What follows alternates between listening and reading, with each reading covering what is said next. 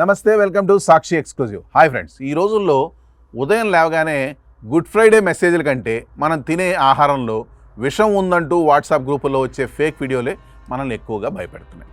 ఫ్రిడ్జ్లో ఉన్న కూరగాయలు, కిచెన్లో ఉన్న నిత్యావసర వస్తువులను చూసి కూడా ప్రజలు అనుమానించే పరిస్థితి వచ్చింది. ముఖ్యంగా గత కొన్ని రోజులుగా ఇంటర్నెట్ను షేక్ చేస్తున్న రెండు భయంకరమైన ఫుడ్ స్కామ్స్ గురించి వీడియోలు మీరు కూడా చూసే ఉంటారు. మొదటిది, మార్కెట్లో ప్లాస్టిక్ గుడ్లు విరివిగా అమ్ముడవుతున్నాయని. రెండోది, వేసవిలో మనం అమితంగా ఇష్టపడే పుచ్చకాయల్లోకి ఎరుపు రంగు కెమికల్స్ ఇంజెక్ట్ చేస్తున్నారని. ఈ రెండు వీడియోలు బాగా హల్చల్ చేస్తున్నాయి. ఈ వీడియోలు చూసి జనం భయంతో వారానికి సరిపడా తెచ్చుకున్న వస్తువులను కూడా చెత్తబుట్టలో వారేస్తున్నారు. అసలు ఈ వైరల్ వీడియోల్లో ఎంతవరకు నిజం ఉంది?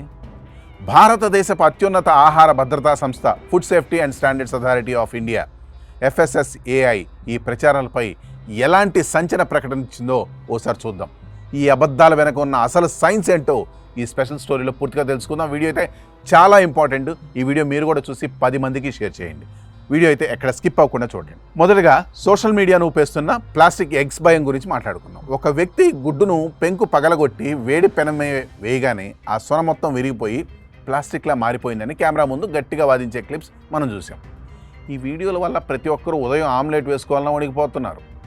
దీనిపై FSSAI అధికారికంగా క్లారిటీ ఇస్తూ, భారతీయ ఆహార సరఫరా వ్యవస్థలో ఎక్కడా కూడా కృత్రిమ లేదా ప్లాస్టిక్ గుడ్లు చలామణిలో లేవని, దీనికి ఎలాంటి శాస్త్రీయ ఆధారాలు లేవని ఖచ్చితంగా తేల్చి చెప్పింది. మరి ఆ వీడియోలో గుడ్డు సొన ఎందుకు అలా విరిగిపోతుంది? దానికి కారణం ప్లాస్టిక్ కాదు, కేవలం ఆ గుడ్డు పాతదైపోవడమే. గుడ్డు కాలం గడిచే కొద్దీ దాని లోపల ఉండే తేమ పోయి సొన చాలా సులువుగా విరిగిపోతుంది.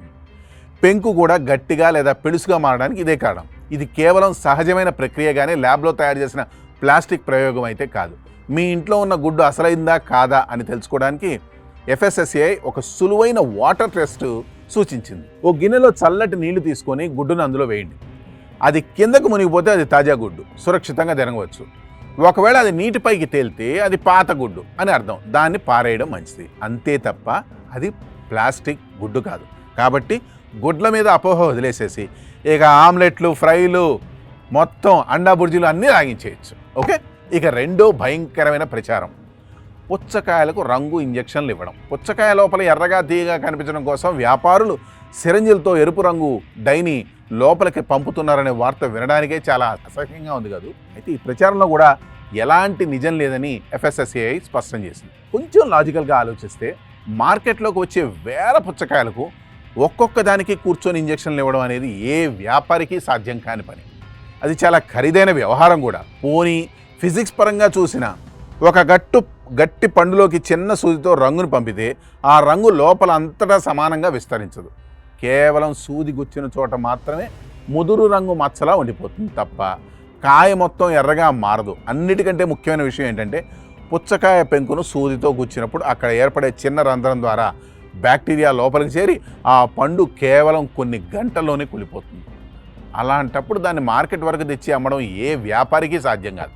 కాబట్టి FSSAI చెబుతున్న ముగింపు ఒకటే, సోషల్ మీడియాలో వచ్చే ప్రతి అన్వెరిఫైడ్ వీడియోని నమ్మి అనవసరంగా ఆందోళన చెందకండి. వదంతులను నమ్మడం ఆపేసి నిజమైన సైన్స్ని గ్రహించండి.